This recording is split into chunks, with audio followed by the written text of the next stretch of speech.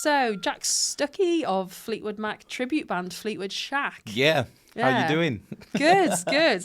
I like that, Fleetwood Shack. It's a good one, isn't it? Yeah. I think it goes well. I always really like tribute bands. The play on the names of the bands. Yeah. To create your own alternate name. Yeah, well, I thought it was quite good because we actually started off as a party band called the Sound Shack.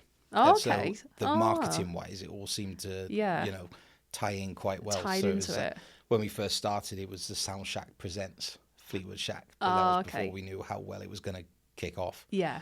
And it's kicked off a lot better than we thought. And just went with it. Yeah. How did Fleetwood Shack come about then? What made you want to start a tribute band, or what happened? It was all from COVID, believe it or not. So a lot of people say that. Oh, really? Everything is because of after COVID or COVID during COVID. Has a lot to answer for. Like, it's not does. all negative, but mostly is. But it all came from COVID because when I first started, I was singing professionally before that as a solo singer for a good amount of years. I also did do an Ollie Murs tribute act as well. Do you? Yeah. You do or you did? I do. Yeah. Not so much now. Okay. But although he's just released a new album, so you never know. Yeah. What were you doing solo then? So just before? like covers, stuff like that. So I would do weddings, parties, just pubs and clubs, social events, all sorts really. So pretty much if anyone was paying me to sing, then I'd sing. So that's fair enough. You book me and I'll go. Yeah. So and then when COVID hit, everyone was obviously not able to go to each other's houses, or the hospitality sector took a massive hit, big style. So we couldn't sing anywhere pretty much apart from in our gardens. So what I started doing, I set everything up and then put it on sort of a live stream on Facebook, as everyone was doing at the time. Okay. So I was one of those. I jumped on the bandwagon, thought I'd raise some money for charity. So I did quite a bit for like some mental health charities. Okay. Because as good a job as the NHS were doing, and don't get me wrong, they were amazing. All the NHS front staff, the front line staff, all that, they were doing a great job. But obviously, suicide rates went through the roof as well, which a lot of people didn't. Mental health took a massive hit, didn't it? Just a tad. Kind of got left a little bit as well. Yeah, so I thought it was a good shout to do some fundraising for those charities as well. Yeah. I had a very sophisticated setup. I put it all on a wheelie bin in my garden that no one obviously saw. Cool. Yeah. DIY setups. Yeah. So I set, because that was when we had the really good weather as well around Easter time. So I was able to set up my PA system in the garden, and we live on an avenue. So if you can imagine it, like it was just going out across all the avenues as well. So that's cool. So did you keep your neighbours entertained? Pretty much, yeah. Yeah, they were quite happy sitting in their garden, sipping on their cocktails, listening to pretty much whatever you were doing. And then it turned into like people were still socially distanced outside our house. Yeah. So I felt kind of like the Beatles on a rooftop gig, because our garden is above the road. Yeah. And it felt like, nice. We were doing so that was quite funny. That's cool. But no, when I started doing that, and obviously things started to relax a little bit, and we were able to start going out a little bit more, I said to my wife Chantel, I've always wanted to have a band, like, because to me you can't beat live music. It's all well and good going out and singing to backing tracks, but I always wanted a live band, but I never knew how to start it or how to get the ball rolling. So I put an advert out to say I wanted to look at doing a Fleetwood Mac tribute band, because I love Fleetwood Mac. I always have done. Musicians started contacting me saying they wanted, so I ended up putting audition dates together. Did you have quite a lot of people apply for that then? Yeah, we did. Because I can imagine a Fleetwood Mac cover band has got... I can't even speak it. I can't speak either. Oh my God. I can imagine that would have a lot of interest, because it is... It really did. Yeah. A lot more than I was expecting anyway. Yeah. So it was... I think we had to have a couple of dates where we actually had auditions. And we had all different kinds of musicians come in, like all weird and wonderful Did characters. you get anything like really random that wouldn't have a place in the band at all? Like someone playing a triangle or something? Could you imagine? Just yeah. We actually didn't, to be fair, because I was quite specific about what I wanted. Okay. So people did say, we had one, obviously I can't say names, but we did have one where they said that they didn't think they needed to audition. They just should have a part in the band. Wow, they should really? Just join. Yeah, Cocky. believe it or not. Tell me about it. Just a little bit. Like, you got to love him. Quite a young lad as well, so not Yeah. very experienced either, bless him. But You'll learn. it was You'll quite learn the hard funny. And I said, well, you know, apart from that, like, if you're not going to audition or anything, how are you going to get to gigs or with the band or anything like that? Oh yeah, I can get the bus and blah blah blah. And it's like, okay. It says a lot about how you're going to be as a person, really, doesn't it? If you're saying stuff like that, there's like red flags. It's not good, because I also thought, to me, when I was putting the band together, it was like I wanted to make sure that I was with people that I actually liked, or the whole dynamic. It wasn't just me, like whether Chantel got on with them, and then if we had a guitarist, whether the guitarist was going to get on with the bass player as well as us, bass player with the drummer, yada yada yada. Yeah. And there's 6 of us in the band, so you can imagine 6 different personalities coming together. But you know, it's all good. We love it. And but yeah, I digress. So it came out of COVID. I said I wanted a band. We got together, and then one thing led to another. And how easy was it to start getting booked then as a cover band? It was quite difficult at first. Okay. But it was more so, I found it was the money thing more than anything, because again, it just came out of COVID. Businesses were obviously struggling to get back up and running straight away. So it was sort of like, even though they did the eat out to help out sort of thing as well. Yeah. I found it was quite difficult. So we had to sort of make sort of concessions on that, bring the fees and stuff down. What do you mean, you had to like charge less than what you Pretty wanted much, to, just to get the bookings in? Pretty much. Yeah. Because there's a saying in that, you know your worth. So it's sort of like, it's knowing your worth, but then it's also, because you still have to make a living, because obviously it had been my living for 14 years before COVID hit. So it was, that was a bit of a shock to the system. Yeah, and I bet.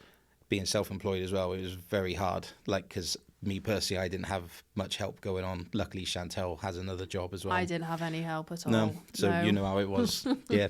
Yeah, crap. Yeah, just to put it bluntly. Yeah. So it wasn't great. But again, thinking about it, it was sort of like we had to go out for a lesser fee to work, because I'm always one to work with venues rather than just be like, oh, well, that's our fee, like it or like one size fits all, because different venues have different kind of, I suppose, budgets and things. So definitely. Like, yeah. So that was pretty much it. It was doing that. And then, like I said as well, we were doing any gigs that we could get, just to then we would start filming stuff on stage. Yeah. So we would get the live promo footage and stuff like that. Advertise. Yeah. Then you start whacking it on social media. And then it just rolled and rolled. Is that how you get booked as a cover band then? Is it more word of mouth? Is it more people seeing you on social media? Is there an online platform for cover bands to get booked?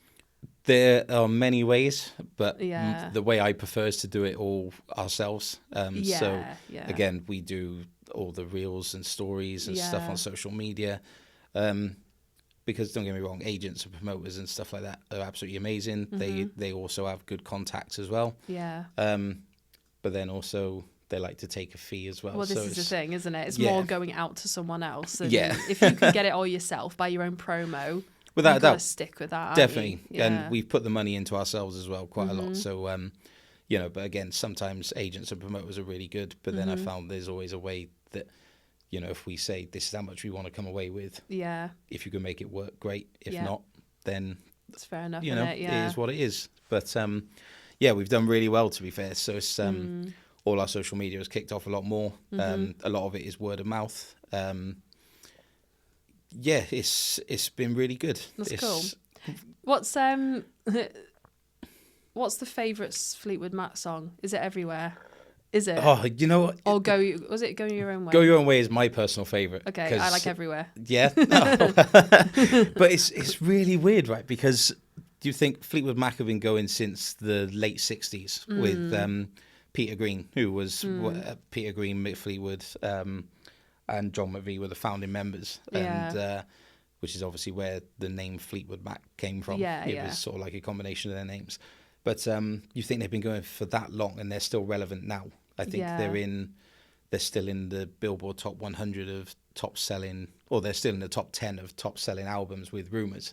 It's that kind of music though, isn't it? That's nostalgic and just makes you feel like, oh, that feels so good to listen to that kind of music. It's one of those, I think. I believe so, because a lot of people come up to us and they say, we could do, say, a 2-hour gig, and people would still come up to us at the end and say, "Oh, you didn't do this song, or you didn't do that song." Yeah, and you just like, we could do maybe a 5-hour straight gig, like with no talking, no interaction, nothing like that, just song, and we'd probably still miss a song that someone People loved. want interaction, though, don't they? Oh yeah, without a doubt. Yeah. It adds to it. And I like to think I'm a bit of a showman personally. Yeah. I like to get the crowd involved. I'm not one of these that just stands there and sings. I don't think there's anything worse than when you go to see a band and they don't interact with the crowd at all. Like, because you think, it makes you think, like, even like known bands, obviously. I've been to a few known, I won't mention what they are, but I've been to a few known band gigs and they haven't had any crowd interaction. They've just gone through loads of songs. Wow. Like, not even said, like, "Hey, guys, how's it going?" Like, nothing. And you kind of feel a little bit pissed off, like... No, I agree with that. Because take your money and go, is it? Pretty much, yeah. Cheers then. Cheers for coming. Like, you probably don't even get that. It's just like, I'm off now. Thanks. But no, it's... I'm very, very interactive with the crowd as well. It's because, to me, that's what makes a show. Mm-hmm. It's, you know, I went to see some other Fleetwood Mac tribute bands when we first started, but mostly for the fact that I didn't want to be seen as copying what other acts are doing. I wanted to be different because... Have your own style. Because to me a tribute act isn't necessarily copying the band or the act that you're doing, you know, on the button. You don't perfectly copy what they're doing, because otherwise people would be going to see the actual band, exactly. Wouldn't they? Or not that whatever. they could now. Not that they could, but you know what I mean. I know what you mean, in exactly. that situation, it's different, yeah. Yeah, because it was just... Because Fleetwood Mac were very much like that. They did a little bit of speaking in between some of the songs. Mm-hmm. And then it was sort of like they would stand and sit. They were quite minimalist as a band, really. So like even to their lighting and stuff like that, it wasn't all like smoke and mirrors and stuff like that, because they were so good they didn't need Don't need to like But yeah, so for me it was sort of like try and get the audience involved a little bit. I'll get them up dancing. I'll get them singing along to some of the songs. We'll put breaks into songs that give them a chance to sing. And it's just really good. It's all part of it, isn't it? Yeah, and a lot of people, the amount of people that came up afterwards and said, "Oh, that's amazing how you did that. We really loved that," or whatever. It's really good to know. But like I said, other tribute acts, they do it differently to us. Or should I say, because they were there before us, we do it differently to them. Yeah. Some of them would just stand and sing and be on the nose with how Fleetwood Mac are, and they are absolutely amazing. You know, they're all really good. Yeah. But in we're their just own different. way, just different. Yeah. What was your musical background before joining the tribute act? Just talk a little bit more about like maybe your solo stuff and so the Shack. The Shack. Yeah. The Shack. Yeah. So believe it or not, we didn't do it that long. So again, I went off and I started singing when I was 18, something like that. Mm-hmm. How old are you now? 36. So a few years. Sorry, yeah, younger than me. Oh, so yeah, and then I had a very dodgy audition on the X Factor in 2009. Mm-hmm. You went on the X Factor to audition. I did, and what happened? I was actually on TV. As a joke? No, well, I'm going to say yes, because when you go and watch it, because no doubt you're going to go and watch the video. Now you've said that. How would I find that? So it's actually on YouTube. If you just put type your my name in. X Factor. Yeah. So it was. Remember that, Jay. Yeah. He's probably going on now to have a look. Yeah. Sorry, go on. But no, it was me and an ex-partner of mine. Me and her. We actually went to the auditions for a laugh to start off. Yeah.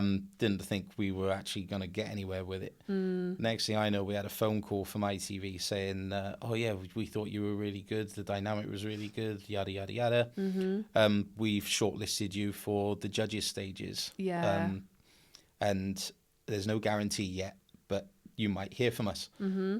Literally the next day, we heard from them saying we needed to be in Cardiff for whatever date. We needed to do this, and this. Mm-hmm. And then we were in front of the judges. It was the first year they actually did it at the Motorpoint Arena in Cardiff. Okay, yeah. So that was the first time I'd ever been on a stage that big. and you're thinking that stage just swallows you. Being put on a stage like that. I'm talking like 3,500 people, as well as Simon Cowell, Danny Minogue, Cheryl Cole, and Louis Walsh at the time. Yeah. And for the lack of a better phrase, I kind of shit myself. So Did you literally just lose? We did lose your cool. I actually thought I'd forgotten the words.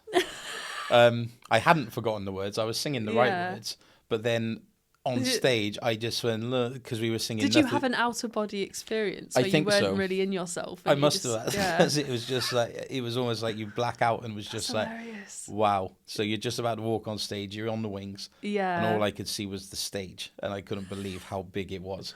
Yeah. And it was just. That was it. I just kind of blacked out, and that was it. Yeah. Didn't really see much, didn't really remember much. Yeah. And we were there for a long time as well, to be fair. So we were there from I think 7 or 8 o'clock in the morning, and our audition was 1:45.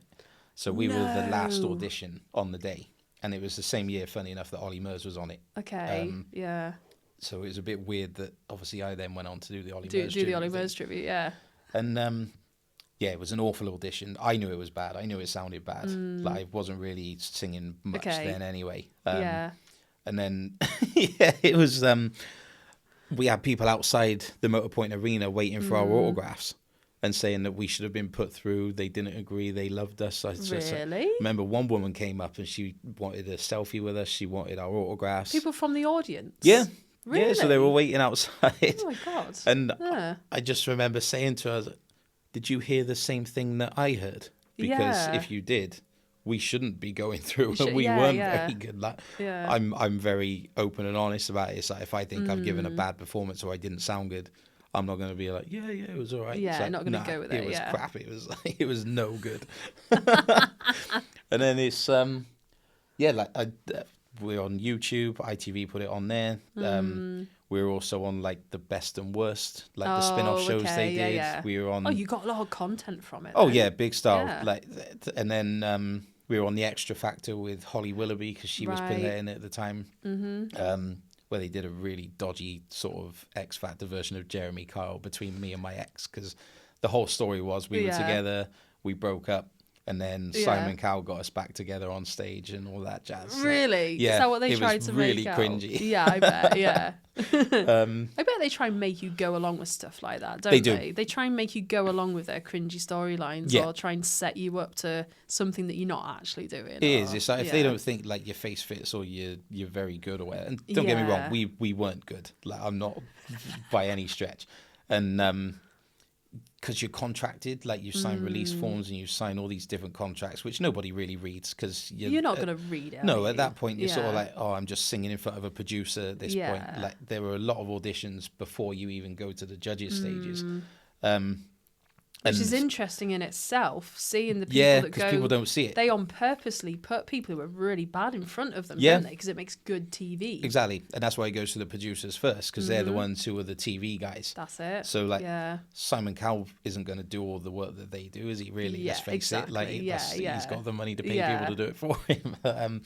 They're the ones who are siphoning out, they've got a story. They've got it, because on all your forms and everything before, you have interviews, you've got all these sort of things going on. So they're looking for what they can potentially, if something rings a bell with them. Of course they are, bang, you're in. So they're going to put some little emotional music over the top of this little story. Get the sob story going. I'm one of those people who just sit there and go, for God's sake, just get on with it. I don't need to know their life story. I'm with you. That's why I like The Voice, to be fair. The Voice is very much they can sing. That's and it's just they're just going to turn or they're not. It's I still believe, seeing what I've seen with all the TV side of it, I still believe they know a little bit more than they let on. But, it's still a better concept for a show, isn't it? Let's face it. So what did that lead on to then? Obviously you did that. You must have got a lot of good even if you didn't get through, you must have got a load of promo that made you a bit more sellable in terms of your solo stuff. A little bit. This helps. Well, in that way. me and Chantal actually saw it on TikTok not long ago, where my stepdaughter, she actually saw a video came up on TikTok of my audition. Okay, yeah. Just ran it on the For You page, just randomly type on thing. The feed, yeah. And when we looked into it, like we're still having hundreds of thousands of comments on TikTok and stuff now. Yeah. Like there was one in Japan that was still going around, and we're talking like a few months ago. Bloody hell. And it's like, but then the worst thing is the comments that are on there can be quite dodgy. Never read comments. No, but they weren't like, oh, they're rubbish or anything. Okay. It was like people saying, oh, that's my mum. Oh, he's my dad. Like people were claiming that we're their parents, like all over the world. No way, really? Yeah.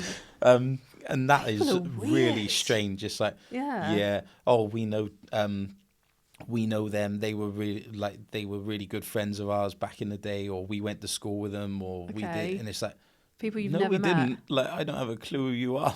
Okay, so That's so weird. these comments are quite weird, and then people saying how they love the story. I think that was the thing. Like, the story sort of overtook the singing. It's the story that made it interesting, is it? I think so. Yeah. See, for me to get context to this afterwards, I need to watch it so I have context. And I imagine anyone that watches this is going to go and look for it. So exactly. It's like anyone else.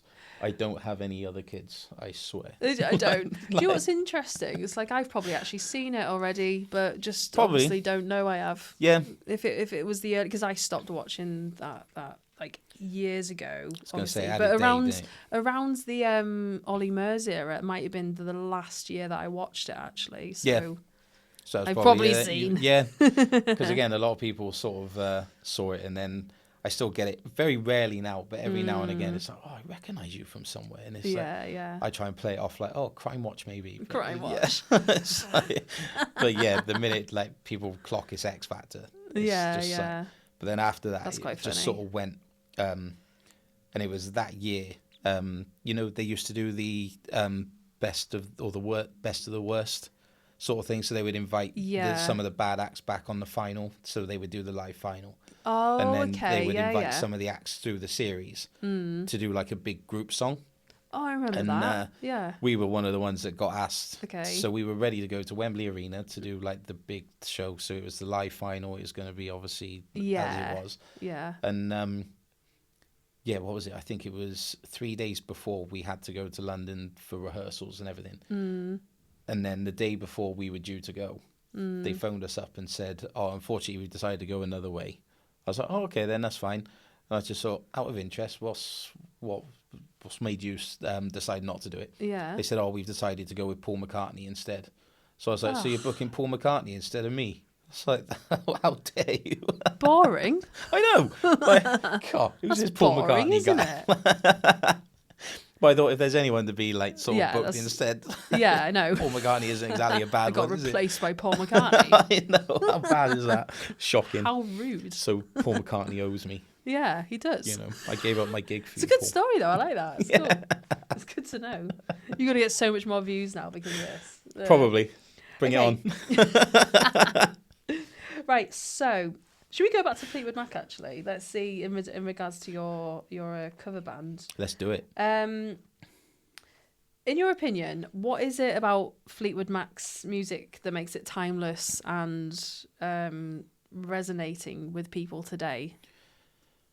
I think like the big thing is how it sort of resonates with people. It's very, especially the Rumours album. It was like they were so vulnerable. There was actually a quote I saw the other day, and it was from Christine McVie, and it was about how the best thing to be in this industry is honest. Like there's always room for honest writing. And I thought, you know what, that was bang on. So every song they wrote was just them on paper. They wrote it, the band. No one wrote for them. No. And they all came with their ideas. They all came with songs. I've watched countless documentaries where they sort of ripped Stevie Nicks a little bit because she was one. I remember Lindsey Buckingham saying when she wrote Rhiannon, and it was sort of said as a sort of a Welsh country song was how she actually said it was. That's how she always imagined it about a Welsh witch. Okay. So it's like obviously being in Wales as well and being a band from Wales. It's sort of that song is always one that sticks in my head. But then it was the honest writing thing because they always had arguments. Stevie Nicks and Lindsey Buckingham especially, they were known for just going at each other. Christine McVie and John McVie being together as well. And then they all seemed to like But they all write about each other in their songs. Yeah, so it was... this is directed at you. Yeah, well, it's like Go Your Own Way was sort of a song after they broke up where Lindsay was... okay, yeah. There's a good line in there that I love singing to Chantel, just to wind her up. And it's packing up and shacking up is all you want to do. So basically you just want to jog on and then you want to go and diddle whoever you want to go with. Bye. So it was a very angry song, and that's why he always says there's a lot of grit in it as well. And it's you can tell actually with that one. Yeah. It does sound like do you know what? Fuck you. Pretty much, yeah. So like after, and again, when you realise that, it's like you listen to these songs in a different way as well. So it's and then Stevie Nicks wrote Dreams, which was sort of like her breakup song to Lindsay. Okay. So you have Go Your Own Way, where Lindsay's basically saying, I'm angry that you've broken up with me, jog on, I hate you, sort of thing. And then she's like, you've got your dreams, go and chase them, sort of they're thing. They're very relatable songs then. And I think that's it. Like I said, and they're quite romantic. They can be, even if they are like negative, very romantic, angry romantic. Yeah. So it's because they've always said they'll always love each other. But it's just like it's not going to work, sort of thing. Yeah. But and then so I think that's really why, because if you in the music industry, I think it's more so if you are vulnerable and you do put your heart on paper, people will relate to it, and I think that's what it is. If people can relate to it, then they'll love it. It's like Lewis Capaldi is a good one at the moment. Like he's absolutely phenomenal. Do you know what I mean? So relatable as well. Like And that's just off the top of my head. There's probably loads do you know more, what? There's so much we really like Youngblood, don't we, Jay? Yeah. I'm assuming he writes his own music. He does, doesn't he? He does do his own music, but he's done a lot of covers as well. So, he does covers as well. But anyone who writes like themselves and writes about emotional things or life things, and do you write your own music as well? I don't myself. I've tried in the past, but I'm not a songwriter. Do you know what I mean? It's it's sort of like if you gave me a melody, our band members, for example, like. They're very, very good. Like, and I'm obviously going to say that, but I think they're amazing. Yeah. And I've always said if they wrote something, or we've always spoken about doing our own stuff as a band. Yeah. But it's also finding the time to do it as well. That's also a difficult thing. There's no money necessarily in doing your own stuff either. No. Like that sounds horrible, but what I mean is it's so hard to actually make money in the music industry. Definitely. Unless you have all that marketing behind you and the money behind you. That's it. It all comes down to that. You could be the most talented person in the world. Exactly. But if you haven't got the money to, put yourself out there, it's just not going to happen. Unless you get, people say about getting a lucky break. And it's like, it really is. Because look at Ed Sheeran. He was just a busker for years. Yeah. And people used to think he was garbage. And he even says that himself. I don't know if you saw, I think it was Graham Norton or Jonathan Ross or something like that, and he was playing a really bad recording of himself, and he was like, this is how bad it was. And then you just get that lucky break. Someone sees you, and if they've got a bit of money behind them, and then you can get onto a decent record label, they're going to push you, bang, you're in the limelight, money, isn't it? Jobs are it good. Is mainly money. Yeah. So, and that's the thing, it's really sad, really, because tribute acts and tribute bands get a lot of stick from a lot of people. They do get a lot of stick, because they're just saying they're just covering the songs. Why would we go and see that? It's like we're keeping the music alive, really. Yeah. And that's what I love about it. It's like I'm not there to pretend that I'm Lindsey Buckingham. I'm there because I love Fleetwood Mac. I love the music. I love singing it. Yeah. And I love the fact that people come to watch it and people come to listen to it. Yeah. That's what I do it for. And what's wrong with that? Well, I don't think so. But again, going back to that, a lot of people where they've tried with original music, and again, the band as us, for example, we've spoken about it, but then there's the old saying as well about paying for exposure. Yeah. And it's like, that's all well and good, but exposure doesn't pay bills. Do you know? No, it doesn't. Which is really sad, and I know that's a rubbish expression.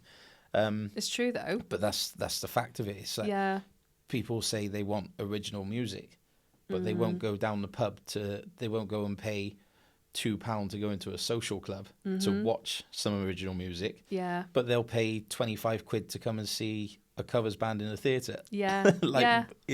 Where's the sense in it as a musician? I 100% get why people would go to be a cover band or a cover singer, because you're pretty much guaranteed a crowd. Yeah. You're guaranteed, as long as you're good, obviously. You're guaranteed a crowd. You're guaranteed money because people will pay for cover bands to do events and, tribute concerts and gigs and all that kind of thing. As a solo artist, you turn up in a pub and there's 5 people sat there. Yeah, great. 2 of them are maybe listening. No one gives you any money. They'll give you a free pint. If you're lucky. Yeah. That's about it. So you can't blame people for thinking, you know what, if I do a cover act, I'm going to get to perform, I'm going to get to sing or play my instrument, and I'm actually going to get people who are going to appreciate it. Exactly. That's get it. paid. Yeah. No, I'm with you. And it is rubbish because it's like every musician really wants to do their own stuff. That's just that's what you do it for. But yeah, exactly. Like you say, you've got to pay bills. You've got to make a living somehow. Yeah. So that's it. Yeah. What can you do? I know. What are you gonna do? What are you gonna do? What are you gonna do? So thinking about when you're performing. Yeah. Do you notice a difference between how younger versus older generations connect with the songs? Oh, that's a great question. Do you know what? I think so. Yes. Yeah. But I say that because, like, I suppose mentally, like,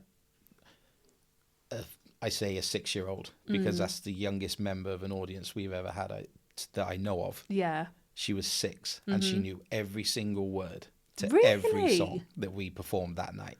And I can't remember where it was, but it was in a theatre down south somewhere. And it was actually Chantel that clocked it because generally I have my glasses off so I can't see. So I can't see anything, even though we got the lights on us as well. But somehow Chantel managed to clock this little girl singing. And her parents brought her up to us after the show because we always like to do like a sort of a meet and greet sort of thing. We'll always go out into the foyer, and because we like to get to know not get to know, but like we get to speak to the audience members and stuff. Yeah, it's nice to be social and And I think that's another thing that works really well. Rather than just being stuck backstage, we get to go out and talk to people. Yeah, and it makes it a bit more nice. personal as well. Then, which also we think has helped sort of build our following as well. So that always works because you always get the comments on the social medias then saying, oh, it was great to meet you after the show. Then we'll have photos so they can do that. People love stuff like that. Exactly. And I love it as well, to be fair. It's like, some people love it, some people don't. So But I think you think the kind of songs, like you say, we were just talking about Go Your Own Way. I don't think a 6-year-old is going to really understand that. Like, she's not going to tell her boyfriend or whatever. She's got like a little boyfriend at school. 6 years old. Yeah, it's like mine and Chantel's. We've got a son who's 9. Yeah. It's like, and bless him, he's got his first girlfriend in school now. It's really cute. And but yeah, so it's like, imagine if they were going to break up. Like, could you imagine him singing "Go Your Own Way" to her? Which is also funny because when he comes to gigs with us, he comes on to sing "Go Your Own Way" because that's our last song. Okay, yeah. And so I'll pick him up and then he sings the chorus of "Go really Your Own cute. Way." Yeah, yeah, that's nice. It is cute. But then everyone comes up after the show and says, "Oh, your son is amazing." It's like, what about us then? He's gonna We're steal just your forgotten. job. Yeah. He's after my job. Like he's already saying, "Oh, I want to be the singer of the band." Really? And he wants to get involved with like the sound desk. And so he's a little performer in the making, one way or another. Yeah, that's nice though, isn't it? Yeah, I love it. I can't wait for him to be able to do it properly. So I'm teaching him little bits. As we sort of go along. Yeah. But yeah, like going back to the question, I think that's probably why, just on a mental capacity, like the emotional sort of side of it, because they were very emotional songs, realistically. Older people can relate emotionally, but younger and then people... kids just love it because they're rocky, upbeat they just like songs the for the sound most of part. it. Yeah. So I think that's probably the difference. Yeah. Like they both do get it. They love it. It's but just for very different reasons. Yeah, related to it in a different way. Yeah, definitely. That makes sense. Yeah. Okay, so have you got any comical stories about your times performing at events? Like, because you probably get loads of drunk people. You probably get loads going on that's quite funny. Oh, God. You don't have to mention any names or any specific places, but have you got anything like really... have you got any meaty stories? I probably have, but now I'm put on the spot. I It's know. like trying to think. I should have pre-prepped that one, really. And that one's like... I'll probably have like the guy saying to me, "Oh, remember this one? Remember that one when this goes out?" Yeah. Because we've had loads of times where people get drunk and they try coming up and trying to take the microphone and stuff off us. And do you let them? No chance. Like Chantel is a little bit different. She's got like the tambourine and stuff like that. I've got maracas. Chantel will happily like let people sing with her, and she'll give her tambourine away, and I'm just like, you know, the chances of you getting that back are quite slim now. Yeah. It's going to go around the room. It's going to go outside. So it's like, but she's still quite new to it, the whole thing, bless her. So she's learning, and she's doing a great job as well, to be fair. And whereas me, I'm very cynical. I'm just like, no, stay away from my microphone, because it's a very expensive microphone for one. That's probably what you're thinking, isn't it? Yeah, it's my gear. That's what I mean. It's like the same with the instruments as well. People like to think they can just like. We actually had one last week where we'd gone backstage because we'd finished the gig. Next thing we know, like a guy's coming up messing around like near the keyboard and the microphone, and you're just like, that's like a $3,000 keyboard. And then when they think I'm being funny when I say, mate, when you get a $3,500 bill, you won't be finding it funny then. See, I don't get that. Like, Normally. that socially, that's a weird thing to do. It is. To just go up to someone's stuff and start touching it. Like, and it's not like it was a small stage either. He actually had to walk up a flight of stairs by the side of the stage to come around to the stage. Such a weird thing to do. The worst thing was how people actually let him do it in the first place. Yeah. Was beyond me. But drunk people? Are they drunk when they probably, do that? Yeah. But, you know, they're just it's not the point though, is it? Sometimes it's just like, oh, yeah. That's just the way. They're just a muppet. Yeah. That's it. Like we had another one. Oh, there's a funny story. So we actually had one I was talking to my guitarist about it the other day, and it wasn't funny on my part because I was in the doghouse good and proper. I don't know how, and she's going to kill me for saying this, because we actually rocked up to a gig in the Midlands. Yeah. And we were all set. Everything's fine. We were sound checking. All was good. Next thing, Chantel's gone to our van, and I pack the van normally, but then I always say to her, make sure you've got your stuff, keyword on your stuff. Yeah, because I deal with everything else. I got to make sure the PA system is there. You don't want to have to deal with that mixer as well. So I deal with most things. And apparently I forgot her suitcase that has all of her dresses, all of her stage clothes, oh dear, her hats, like because Stevie Nicks was renowned for wearing the top hat and stuff like that. Yeah. Oh, Jack, where's the suitcase? It's in the van. No, it isn't. Yeah, it is. I'm sure it is. Like, I packed the van earlier, like everything. No, well, it's not in it. So it was just a nightmare then. I proper got put in it. She kicked off good and proper. It was all my fault. My bass player had my back, to be fair. Yeah. He said, well, it's your stuff. Like, it's a suitcase. You could have packed your suitcase. You're like ganging up on her and she's already livid. Oh, it was only me and the bass player. Everyone else was on it. Just like, everyone else has sort of learnt that you just stay sort of out like... the way. Yeah, just... it's Jack's fault, whatever she says. Yeah, cool. So then her and our guitarist were then having to get on Google pretty sharpish to look for a clothes shop.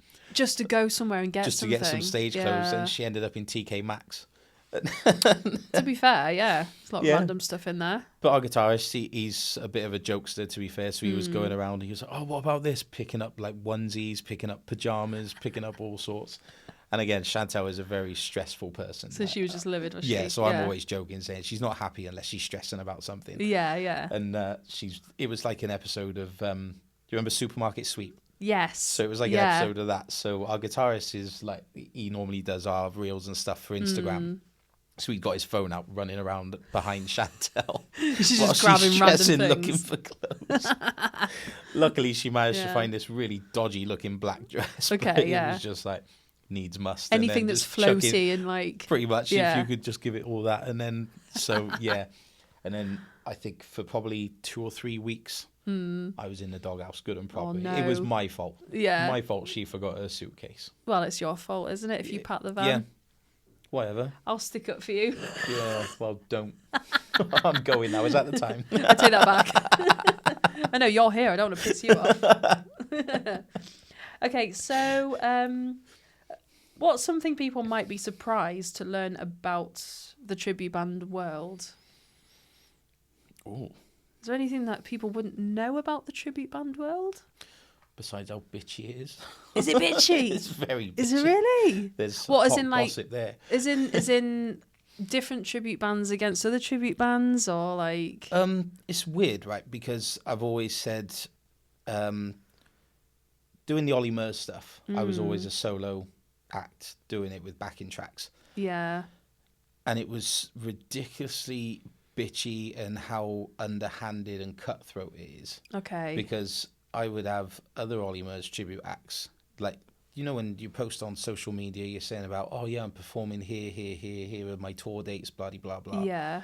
People would go through and actually look at the dates and the venues. Yeah. And contact the venues as well and say, I can do it for like cheaper than him, or they wouldn't know how much I'd be charging or whatever.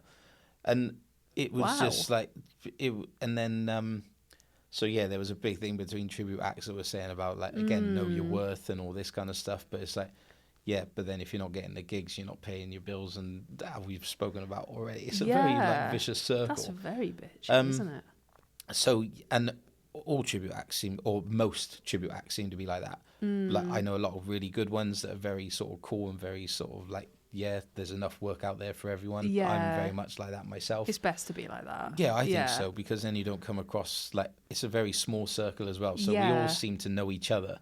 Well, this is the thing. Surely it is. Everyone pretty much knows everyone, or pretty much. Like, even if it's not personal, like, you know each other through social media and stuff like that. Most of us talk to each other as well. Like, we see each other through like showcases. Yeah. So every now and again, we'll all, you know, we can all get together and meet each other, and then like you all meet each other at festivals through the summer as well. So that's pretty cool. But yeah, you very quickly get a name for yourself if you're one of those kind of people. This is the thing, though, isn't it? The word gets around with things like that. If you are a bitchy person, or you're a bit of a snake, and you're kind of like a bit like people will easily find out about that. Yeah, big stuff. And surely, if you were like hired by a venue, and then someone else who's the same act as you the venue would surely tell you, oh, by the way, someone's generally tried to get in on your act. Because I'm very much like, I like to think I'm quite a sociable guy. I'm quite an easygoing, like easy to work with kind of guy. That's what I like to pride myself on. You never know. Some people might say different, but hey ho. I'm also that's the what kind I say about myself. I'm loving. Yeah, it's like, I love me. I love me. But I'm very much like, I like to work with people rather than against them, sort of thing. So again, a lot of venues would come up and say, oh, we already have this act, or we already have a Fleetwood Mac, we already have an Ollie Murs, for example. So thanks, but no thanks. But yeah, generally speaking, we do get that. But then what I found, that was from the solo sort of world. The band side of it are completely different. Like, we've had, if we needed a dep for whatever, so say our guitarist, keyboard player, drummer, if any of them are ill, and I put a post out saying, oh, I need a dep drummer, for example, we've had other Fleetwood Mac tribute bands say, oh, we're not gigging that date, so our drummer's available, would you like him? And it's like, that's a good idea. Like, I've never, before I went into the band world, never heard of that before happening at all. It was just crazy. That makes sense. So I think it's also like, I don't know whether it's just like a musician kind of thing, because singers get a bad rep for some reason. It's like the singers seem to be the ones apparently with the ego, and they don't do much, and they just rock up, and like, it's like, I beg to differ, because I do loads, and you've not got an ego. Well, I try not to. Or if I do, I'm quite jokey about it. So people will come in and they'll go, oh, that was amazing. You guys were incredible. I'll just go, I know. So I try and make it sound jokey. Like, obviously, I think we're amazing anyway, but it's like, you don't want to come across like an asshole. Yeah, of course you don't. Yeah. But yeah, the band world, the band side of it is absolutely amazing. It's like, they're so good. Like, we've had other dep musicians come in and help us out from other Fleetwood Mac tribute bands. And obviously just other musicians as well. Because it works both ways, doesn't it, really? If they ever need someone, then at least they know they can go to your band. And definitely. Yeah. And we all know the songs as well, which also helps. Yeah. We've had it before where we've had a drummer had to learn our whole set in less than 24 hours. Oh, my God. And he smashed it, to be fair. So Jesus. It's like we've had that kind of thing before. Good drummer. Yeah, you ain't kidding. Yeah. He's incredible. So it was, And he's in the Czech Republic at the moment, I think, as well. Sorry for some minute. Whatever. Doing his thing. Yeah.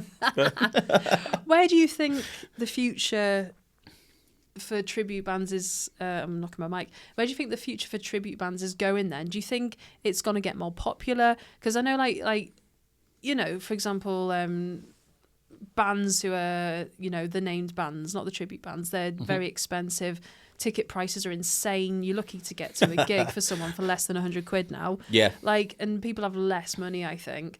But do you think tribute bands are going to get more popular for that reason?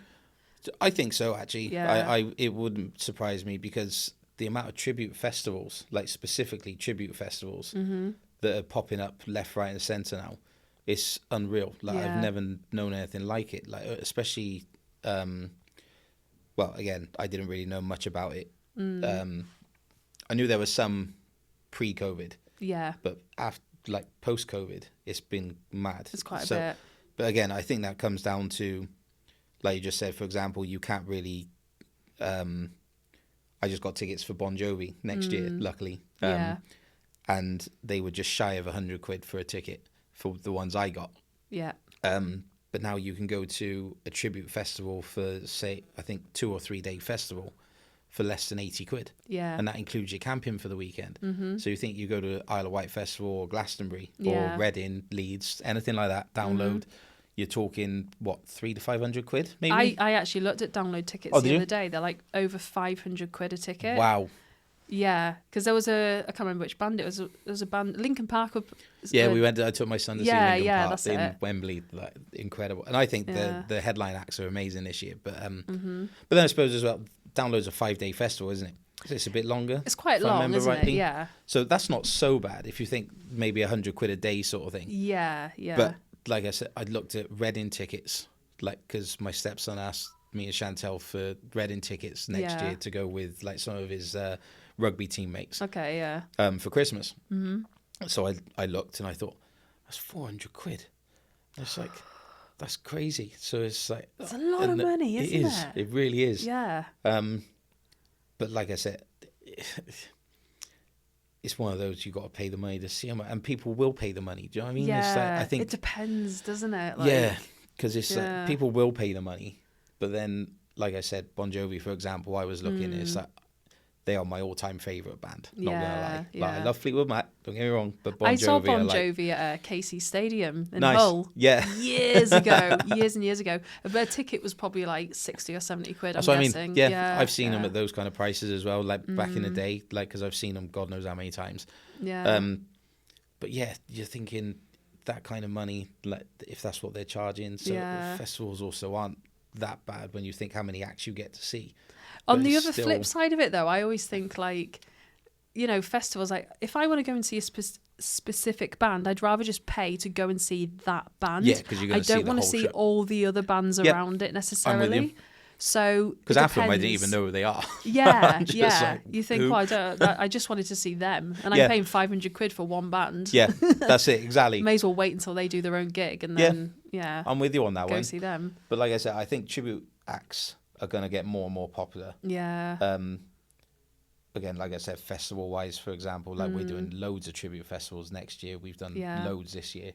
It's a good atmosphere. It is great. Like we filmed a tribute festival recently. Oh yeah, and it was a 3-day festival in Which one was it? Was that the big tribute festival? Big tribute festival, yeah. Yeah. Were you at that one? Not this year, but I've done it over the previous years. Okay. So it's yeah. So we're looking. I know the owner of it as well, and I keep saying to him, it's a nice I festival. want to go back to it. So it is a really good one. But again, we've done. You're talking. Some of them have got like, I don't know, 5, 6, 7,000 people at these ones. Like they're getting really There's big. a lot. Yeah, there was a massive crowd. Like especially for the headline acts that were more well known. Yeah. Like full. You know. Yeah. The whole place is full. So it's like we did one in Cornwall in August. So it was Thursday to Sunday, and we headlined on the Thursday. Yeah. And we had something like 5,000 or 6,000 people there in Cornwall. So that's amazing when you get to perform in front of that many people. Yeah. And you're a tribute band, and like, oh my God, this is like I'm almost the real deal. Well, it's like when people are singing the songs back to you as well, as if they're your songs. Do you feel like the actual rock star? Oh, you ain't kidding. I love it. I bet you like do, me and my guitarist especially, like you can see how like we bounce off each other really well. We're absolutely loving life. That must be cool. I was thinking that when we were filming at the tribute festival, I was thinking, like, for example, the guy who was the Robbie Williams tribute. Was that Dan Budd? Do you know what his name was? Big tall guy from like Stoke Way. Oh, I don't know. He looked I think he looked I spit think image it of was him. Dan Yeah, Rudd, he was really good. His crowd, and he was playing at night time, so he had all the lights and the stage setup and everything. And I was thinking, he must feel so freaking cool having these thousands of people watching him, like as if he is Robbie Williams. Yeah. Like, I'll let that him must know be that a I dropped nice his name feeling. as well, just because he'll love that as well. So name drop. You're welcome. But no, he's awesome, to be fair. The thing is, he's so like Robbie, even off stage, and he's just a funny guy. Like I've known him for a long time because we did a couple of shows together when Robbie and Ollie did a world tour. Yeah. So it was sort of like Robbie was doing the world tour, but Ollie just tagged along with him. Yeah. So it was, yeah. You know, but that was really cool. So I did a few shows with a few Robbie Williams tribute acts as well. Yeah. So yeah, that was good fun. That was. But it's a great festival as well. Like the stage and everything they have is just the way they've done it. It's really proper. cool. They go for it, don't they? Yeah. If you're gonna do tribute festivals, do it like it's a real.